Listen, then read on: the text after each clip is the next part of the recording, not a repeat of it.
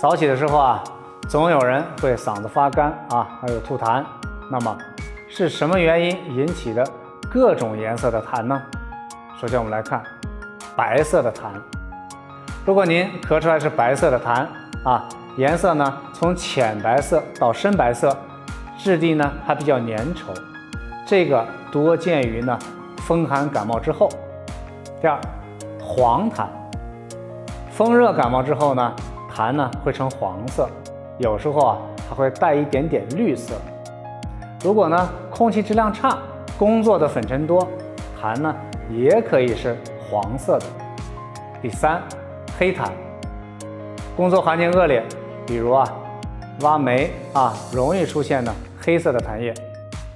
长期吸烟的人呢，咳痰呢往往也是黑色的，这个呢可能是您的肺发出的求救的信号。